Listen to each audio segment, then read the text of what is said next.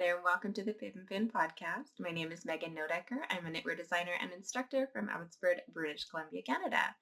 Today in this video, I'm going to tell you exactly how I get paid as a knitwear designer. I'll be diving deep into my personal bookkeeping and talking about how I actually earn income as a creative business. So if you are also a small business owner, or if you are just looking for a little peek behind the curtain of a little behind the scenes of Pip and Pin, this video is for you. So, a little history about Pip and Pin if you are new here or if you just don't know where we came from. My sister and I first started Pip and Pin in 2010. We actually got some GST refund checks from the government, and we were standing in our mom's kitchen. Katie was working on this like beautiful chunky knit scarf, and we just kind of talked about this idea of making things and selling them at markets. And we both got really, really excited about it. And so that very evening, we deposited our checks. So we each got one. We deposited those checks and we went to Michael's and we bought some yarn. And essentially, Pip and Pin was born that day.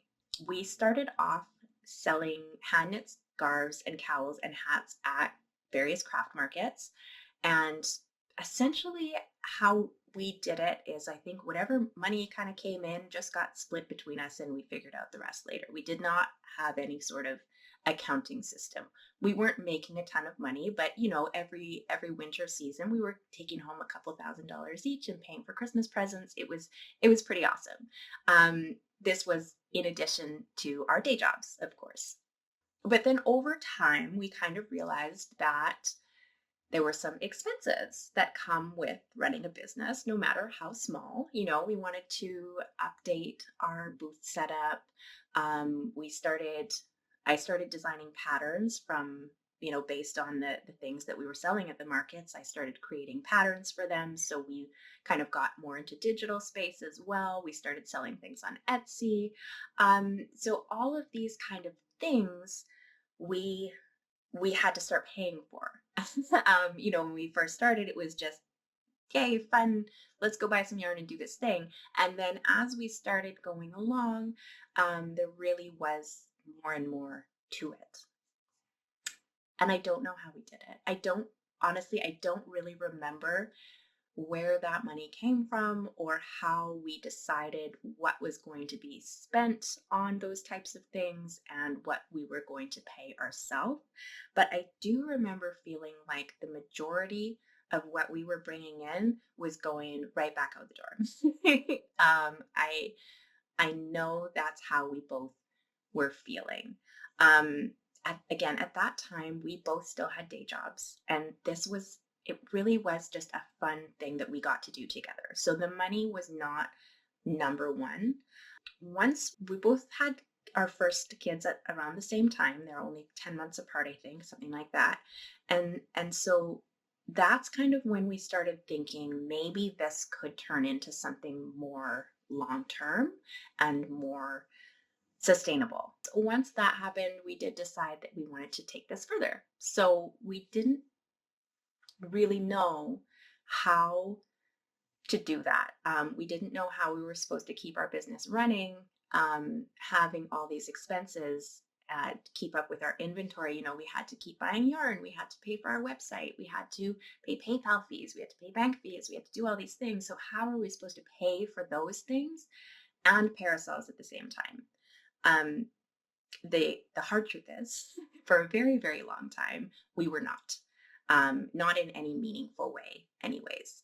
We were not putting ourselves first. We were not making sure that that was something really in the forefront of our business. So that did cause some problems. It did cause some friction within the business, and not with us as people, but like with us as business partners. And we really wanted to find a way where we could get paid regularly and feel like what we were doing was worth it and feel like what we were doing could grow. So that was kind of our goal. And it really didn't come about until we started making a little bit more money. So in Canada, we are a Canadian company. And in Canada, if you make under a certain amount of money per year as a business, we were registered as a business, but if you make under a certain amount of money, you don't have to pay GST or PST or HST. You're considered a small supplier. So you're kind of given a break on that. So you were not required, we weren't required to register for or remit sales tax. We still had to pay income taxes, but we didn't have to pay or collect sales tax. About 5 years ago, we surpassed that. So we no longer qualified to be a small supplier, which, hooray, that's awesome. That means we were making more money. And that's wonderful. But that also meant that we had to start collecting sales tax. And I am the financial person. I do all of our bookkeeping, I do all of our accounting, I do all of our taxes. Um, Something that I really actually enjoy doing. It's all math, so is designing, stands to reason. But anyways, so I had to figure out how to pay sales tax, what that all meant. I had to set up accounts with different provinces and learn all about how to do this in the correct way. So I did do lots of research, and I actually found a really wonderful lady. Her name is Jessica Moorhouse. She is a Canadian financial YouTuber, and she talks about all sorts of different things. I haven't really watched any of her more recent videos, but I remember watching all of her videos at that time because she had a whole series of how to be a small business in Canada. And so how to do sales tax, how to sign. She had specific videos for like each province. You had to, not all provinces, because some do HST and some have their own. So for the ones that had their own sales tax thing, how to set up those accounts, how to pay them, what sort of information you needed. So she had tons of videos very specifically tailored to Canadian small businesses and sales tax and income tax and all sorts of things. So she was like and is still a wonderful resource. So if you are wanting to learn more about that or have questions or anything like that, I'll make sure that I put a link to her in the description below because can't recommend her videos enough, especially for those ones. But while I was in the process of doing all this research, she posted a video about a book called Profit First. And I think the video was maybe 20 minutes long, talking about kind of what this book is all about. And I was sold. Like, I kind of immediately knew this was the solution that we were looking for. This is what we needed to implement in our business. This is how we could transform our business that was now making money and how we could actually get income and like pay ourselves from a business as well. So I watched the whole video, and I think I like immediately went and bought this book. It's called Profit First by Mike Michalowicz. And it's not for creative businesses specifically. Some of the language in it and some of the like examples he gives are not, if you're any sort of creative person, it was not written for us. That's kind of the nicest way I can say it. This book was not written for us, but everything in this book is applicable to literally any business, I believe, any small business. It does a really great job of outlining kind of why the traditional business model doesn't work. So if you think about the typical business model, it's kind of sales. So whatever you're getting in, and then you take out your expenses. So whatever you need for inventory, your website, all those things. So you take out all those expenses, and then whatever's left over is for you. All right. And that's what we had been operating under for many years. Clearly wasn't working. So what this book teaches is essentially the exact opposite of that. Instead of doing sales minus profit equals, or sales minus expenses equals profit, he flips it and says sales minus profit equals expenses. So whatever you're bringing in, you pay yourself first, and then the rest of that money can go to expenses. So that shift immediately um, changed something for me personally, because it really like, yeah, like the whole point, the whole point of having a business like this and having a creative business is to make a little bit of money. I know, especially as a knitwear designer, when that's what I was focusing the most on, it was so easy to, whenever I would make a pattern sale, whenever I would get some money from patterns, that kind of thing, to go buy yarn to make more patterns. you know, um, I absolutely did that, and I know lots of other people who do that as well, and that's absolutely fine if you're a hobbyist. And when we were hobbyists, that was kind of okay. It was, I was making money to spend money on my hobby so that I wouldn't feel guilty for buying all this beautiful yarn. But once we really started wanting this to be a financially viable business for the both of us, um, that's when this switch needed to happen. And that's when it happened in my brain. That was the first thing, like it's in the first chapter, I think, where he outlines that, maybe the second one. Um, and wow, what what a switch in mindset, and what an important one, for switching from hobbyist to business owner. Um, then he kind of talks about how to make that happen without your business completely crumbling. So he sets it up as like, you can absolutely get this book if you're a brand new business and you're just setting things up. He tells you how to do that. But the bigger focus is on businesses that might need some help. You might be floundering a little bit. You might not be paying yourself in the way that you want to be paid.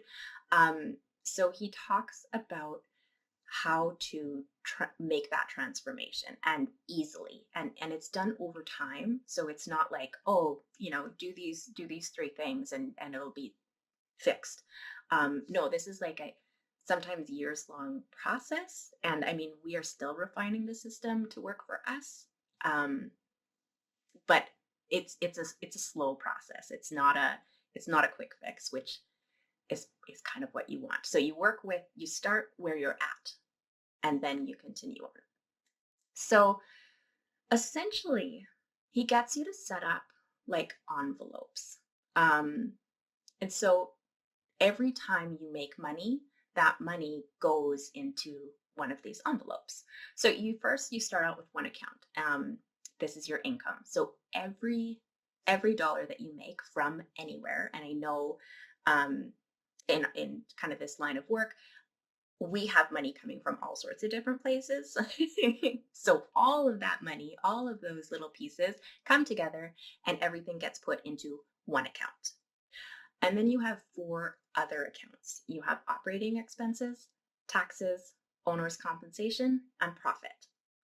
So owner's compensation, that's what it costs to run your business. That's your inventory, that's yarn, that's your website fees, that's PayPal, that's like all your fees, everything that you pay out, um, is operating expense.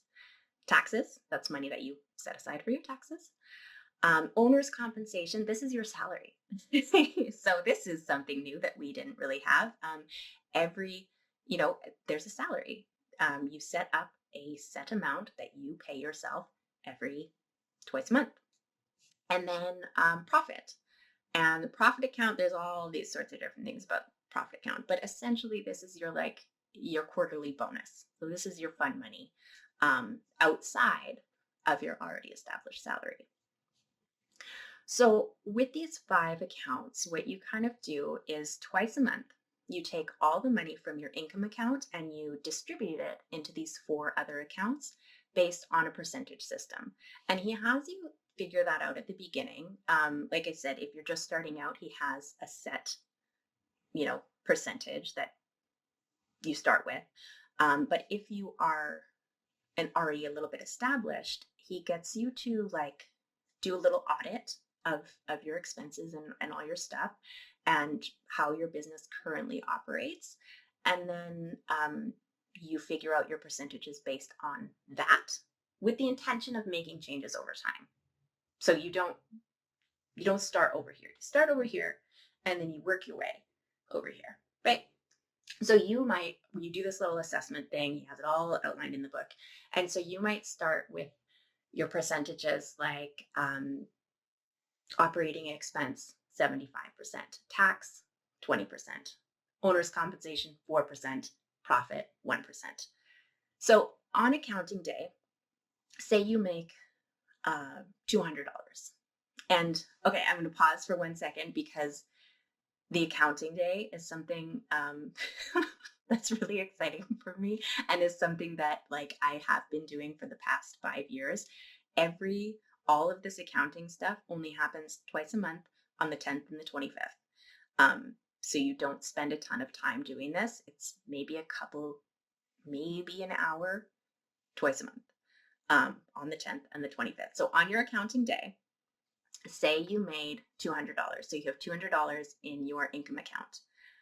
Using the percentages that I just lined up, you would transfer $150 into your operating expense account, $40 into your tax account, $8 into your owner's compensation account, and $2 into your profit account.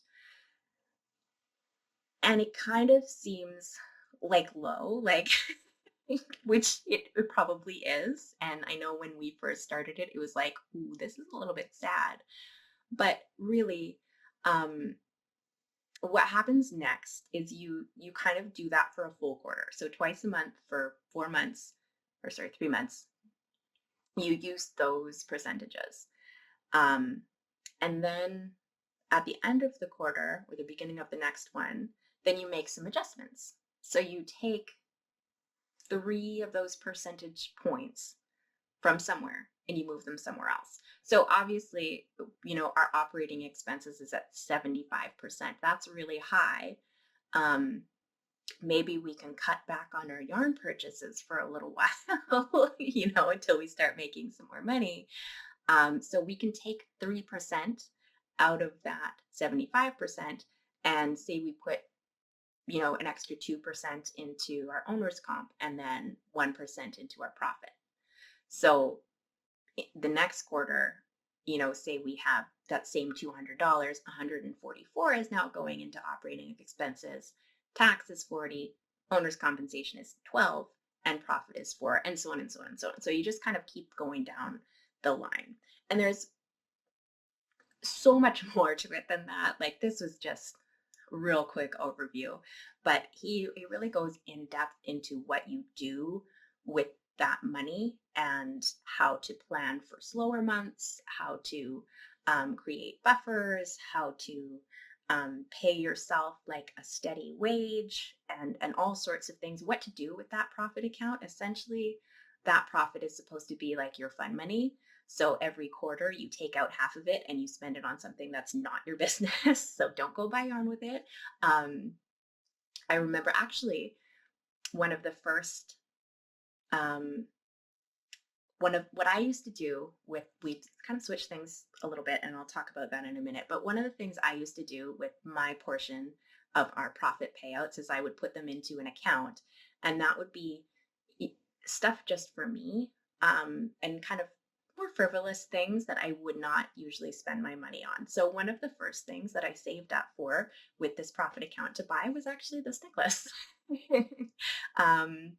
Yeah, so just, and this is actually my little reminder of how far we've come. And that's kind of what your profit account is used for. He has all sorts of other suggestions, but that's kind of what I did with mine. It really goes into it. It's about it.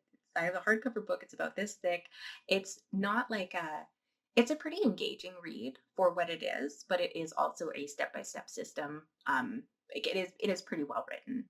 So it's not a slog to get through. I was genuinely excited to read it and was not bored when I was reading it.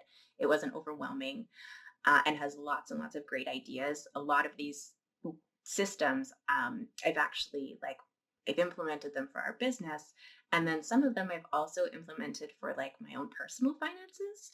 So it's just made everything a little better all around. All right. So, like I said, when I first implemented this profit first system into our business, I really did it by the book. I started where he said to start. I did the assessment and I started there. Every quarter I would change our percentages. I would put them I would take a wage that would allow for a buffer to be built, and he teaches you how to do that as well.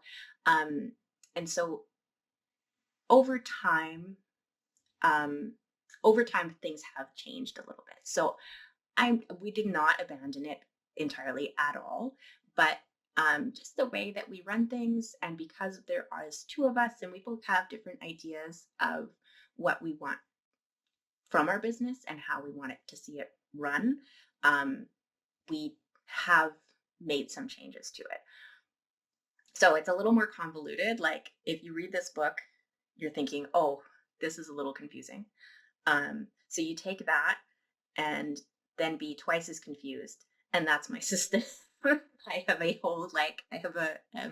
document in Google Drive with a set of rules and like standard operating procedures for accounting day and all sorts of things that I go through every 10th and 25th. That is one thing that I have done for the past 5 years is accounting day is the 10th and 25th, and that's when everything gets done. That's when we get paid. That's when our affiliates get paid. That's when we pay off our credit cards. Everything happens on those 2 days, aside from like general bookkeeping, because I find if I leave it that long, then it builds up too much. So I do that a little bit regularly, but everything else is 10th and 25th. A couple of the differences that we have made from this is we actually have two income accounts. And the reason we have two is because, well, the majority of our income is split between the two of us. Um, we there is some of it that isn't. So all of our online courses, all of the knitting patterns, all of that kind of stuff, that all gets put in our general account or our income account and gets distributed as needed. And then there's also another account, and that's just for when I do in-person teaching. In-person teaching, and because that is split a little bit differently. Um, we kind of don't really have an operating expenses account anymore. And I was writing an outline for this video and I realized like that's when I realized that we don't actually have an operating expenses account anymore. We do, um, but it's really only used for yarn purchases. Everything else, because right now we have ads on Meta, we have our website fees, we have many chat fees, we have like some programs and things that we use. So all of those kind of things come off of our credit card, and then we pay them directly from our income account every 10th and 25th. So I just pay off the credit card every 10th and 25th, and then whatever's left gets distributed as needed. So it's a little bit different, but we were just finding that uh, our income was sufficient enough for our expenses that we didn't need it in that same way. And our expenses are um, they're quite varied month to month. So we figured out our own system, and this is what works for us. And that's the thing that I love about systems like these and about things like this is you don't have to do them exactly as whoever might, you don't have to follow exactly what Mike says. We did in the beginning, and that was very helpful. And now we can translate it into other things, which I think is important to like tailor it to yourself. Another thing, so we do have a profit account, but it's a little bit different as well. We really only contribute to it when we surpass a certain amount of owner's compensation. Because we kind of realized that we value like a steady paycheck more than we value a little bonus. So if we make over a certain amount, then we contribute to it, but if we don't, then we don't. So that's just a little change that we made. Um and we also it's not really used as a profit account as he says in the book.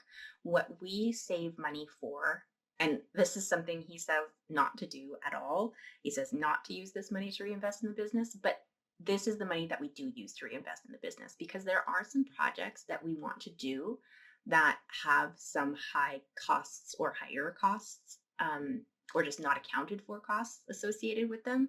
So if we wanted, say we wanted someone to redo something on our website, or something we're looking into right now is for someone to do an audit on our um, of our online courses.